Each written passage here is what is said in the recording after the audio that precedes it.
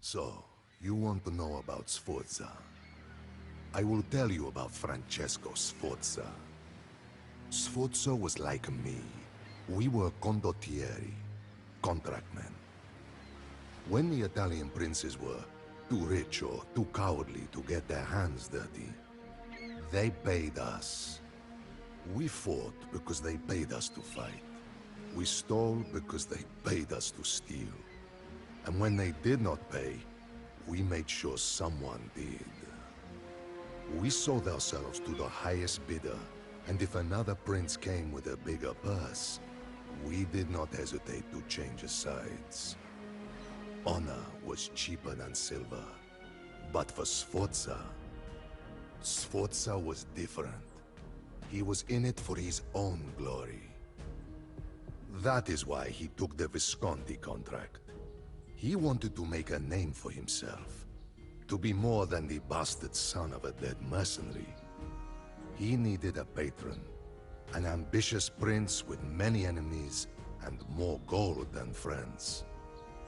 Filippo Visconti, the Duke of Milan, was the obvious choice. Visconti had all the ambitions of Caesar, but none of the courage. He was craven and paranoid, but at least he paid. Well, most of the time. And whether his ambitions meant war with Florence or with Venice, Visconti always needed contractmen. That is why he hired condottieri like Sforza and Niccolò Piccinino, hungry men looking to make a name for themselves. Visconti distrusted and hated us, but I do not blame him.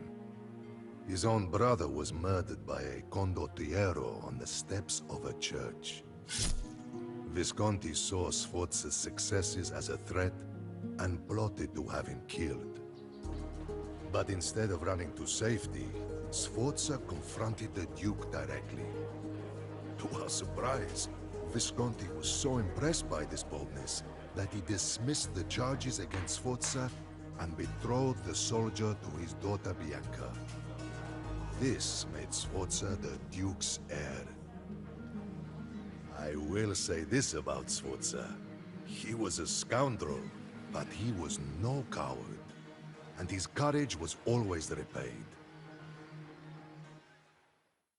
After the wars with Venice, Visconti made sure he got his gold's worth out of us. He sent Sforza south to enforce the Duke's claims in Romagna. I think the Duke was having second thoughts about Sforza. After we left, Piccinino and his men followed us. Sforza could see through the plot. Although he was betrothed to the Duke's daughter, he knew Visconti was fickle. He also knew that being a landless condottiero was a risky proposition. Sforza needed to be his own man and have his own land. A refuge if the machinations of his employers turned against him, or if they demanded justice for Sforza's own treachery. What better opportunity than to use Visconti's weapons and money to his own benefit by making himself the ruler of a city? Sforza and Piccinino were like two alley dogs fighting over a scrap of meat. They were natural rivals, precisely because they were so alike. Of the two, Sforza had a certain pedigree. If you could call being the bastard of a mercenary captain pedigree. From his father, Sforza inherited his furbizia, cunning, and used it to get the best of his rivals, his patrons, and his women alike. Piccinino, the son of a butcher, came into the profession as a soldier. He rose through the ranks and became an advisor to a trusting, yet incompetent condottiero. In this position, Piccinino lured his captain into an ambush and took command of the company. That Sforza and Piccinino would, years later, become blood enemies was as inevitable as two dogs fighting over a single piece of meat. If Sforza thought taking territory would make him safe, he was a fool. The King of Naples looked hungrily northward to the city so easily taken by a rogue mercenary. Sforza needed allies.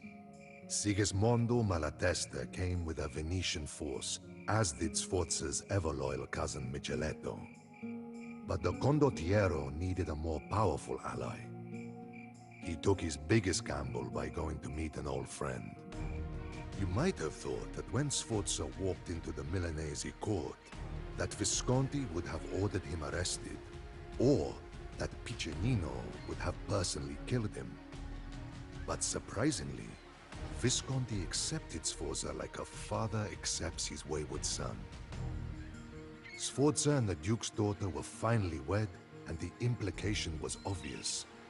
Sforza would rule Milan when Visconti died. Whatever the Duke's intentions, this favoring of the prodigal son incensed Piccinino. He furiously tore his contract and stormed out of Milan. If Visconti would not see Sforza for what he was, Piccinino would find another patron. Pledging himself to the King of Naples, Piccinino had one goal: to destroy Sforza. The battle between Sforza and Piccinino was the centerpiece of the war over Italy. Sforza served Milan against Piccinino's Neapolitans. And then, Piccinino returned to Milan's service while Sforza went to the Venetians. No matter which banners they fought under, the rivalry between the two men became the one constant of the war. But Sforza's Furbizia proved to be decisive. He defeated Piccinino in battles across northern and central Italy. The disgraced Piccinino was finally relieved by Visconti, and spent his last breaths in Milan cursing Sforza's name to his two sons. With his rival and equal finally defeated, Sforza seemed destined to fulfill his grandest ambitions. Then, by a twist of fate, Filippo Visconti died, undoing all of Sforza's plans. Visconti's death left Milan in turmoil. Outlying towns rebelled, and Venice threatened the city. By way of marriage, Sforza held a better claim on Milan than anyone. But strangely, the ambitious captain did not take his dowry. He allowed the lawyers and professors of Milan to fashion a republic with all the trappings and corruption of the old Roman one. They called it the Golden Ambrosian Republic, after St. Ambrose. But there was nothing blessed or saintly about this republic. Surrounded by enemies, the Republicans of Milan, more skilled at reading books than leading men into war, needed a captain to command the war against Venice. Sforza, by now employed by the Venetians along with his compatriots Malatesta and Micheletto, did not miss an opportunity to once again betray those who paid him, as well as those closest to him. Rescinding his own claims on Milan, he agreed to serve the Republic against his own cousin Micheletto in exchange for control of the city of Brescia. The leaders of the Republic agreed, even though there were many rumblings that Sforza could not be trusted. After all, for a piece of land, he was now marching against his own blood. Though Milan grew stronger with Sforza's victories, the Republicans came to fear and hate him. They saw Sforza as a Caesar intending to topple their new republic. These bookish professors and lawyers listened intently to two agitators who had returned to Milan. Two brothers with harsh words and a fierce vendetta against Sforza. The sons of none other than Piccinino swore vengeance upon Sforza. They incited the Republicans to betray him by signing a secret truce with Brescia before Sforza could take that city. This, of course, angered the condottiero. He had agreed to serve the Republic only in exchange for the city. Stifling the ambitions of a man like Sforza was a fatal mistake. Milan was prepared for the siege, Bronze cannons lined the walls and a vast militia was trained. Even the hoarding merchants sold their possessions to arm the mercenaries of the Piccinino brothers. Milan sent emissaries to convince the Duke of Savoy that Sforza would threaten all of Italy. Thousands of Savoyard troops marched against Sforza. But battles are not only won on the field with men and horses. They can also be won in a dark tent over a barrel of wine. In one such tent, Sforza met with Malatesta, now commander of the Venetian troops. Malatesta listened as Sforza ranted furiously of Milan's treachery. He knew that Sforza was not angry that the Republic had betrayed him, as much as that it had done so before Sforza could betray the Republic. But Sforza offered an opportunity for Malatesta and his Venetian employers.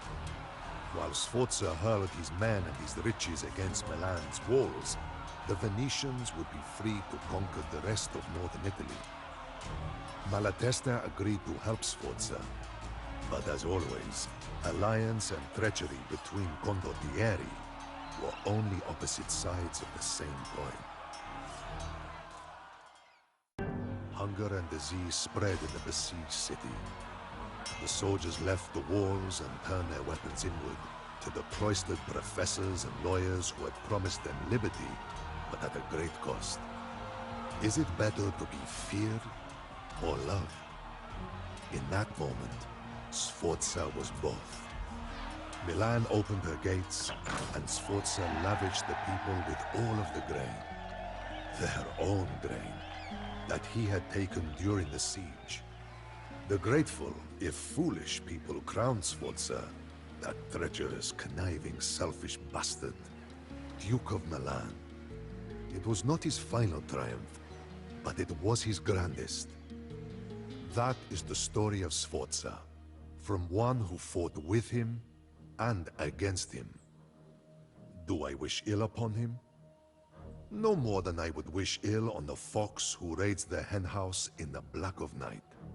It does only what a fox does and cannot be blamed for it. I do not blame Sforza any more than I would blame myself. After all, Sforza's blood is in me, for I am his cousin, Micheletto. Sforza is like me. We are condottieri. We are the contract men of Italy.